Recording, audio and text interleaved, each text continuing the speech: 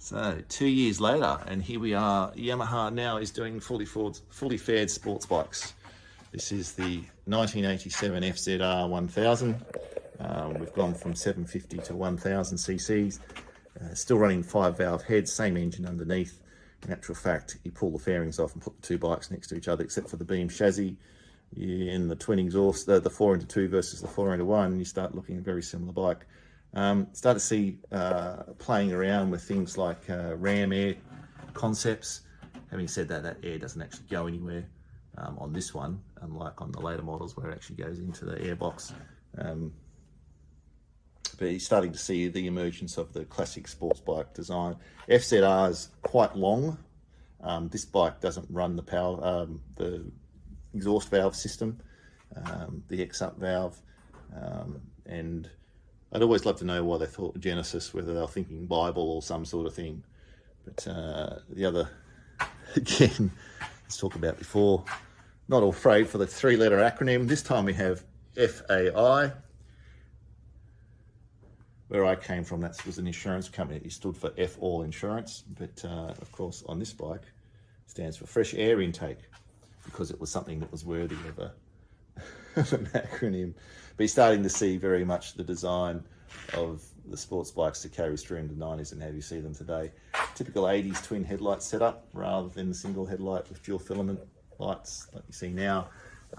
Massive discs now, starting to see massive, big increase in swept area. Twin pot calipers, very much in a change from the single pots on the FZ750.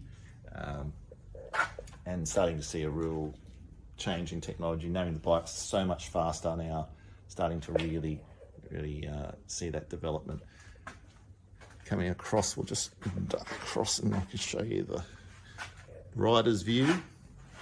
It's a very typical set of clocks. You'll actually notice on the next series of bikes, clocks are all very similar. You see across here on the FZ, which I didn't really show you, it's typical 85, very similar to the two RZs.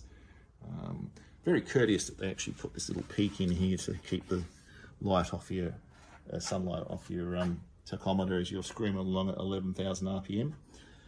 But across to back to the FZR, you'll see switchgear very similar, all typical 80s. And looking in here, you see a very common setup in relation to the clocks.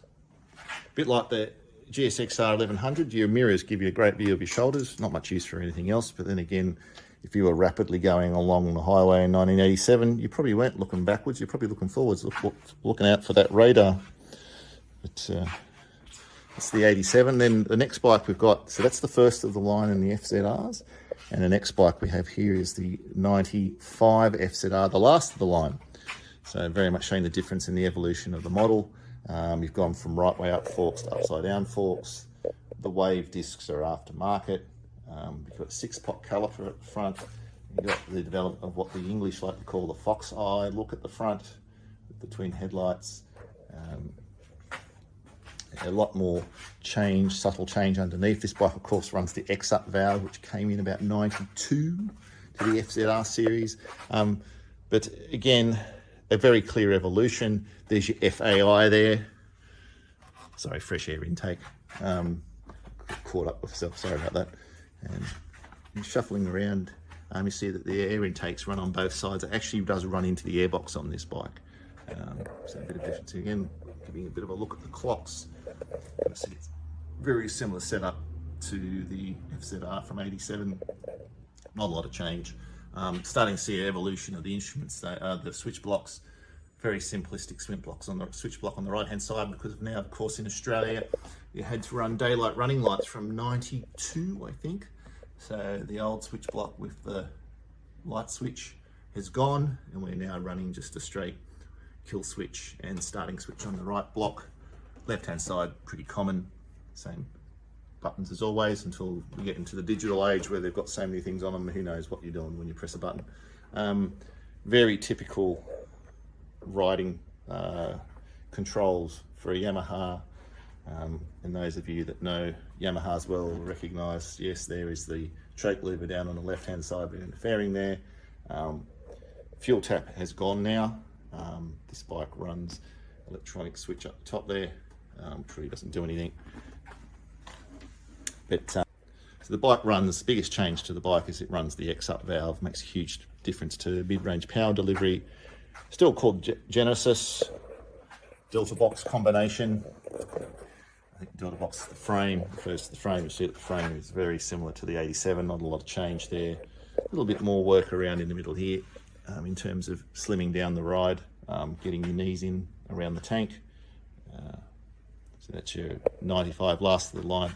The one just difference before we start to the start of the YZF series. One thing I will point out, and I'll talk about this a bit more on the R1 Evolution video, is you'll see FZRs were quite long, and when you sit in the bike, there's still quite a long stretch down to the handlebars. When we come across to the YZFs, you start noticing that the wheelbase of the bike is substantially shorter than the FZR. The FZRs were a big bike, and the journalists were quite critical in 95 of the weight and size of the bike as it started to finish up the series. Of course, these two bikes here overlap. This is a 94 YZF750, and this is a 95 FZR1000, so the last of the series.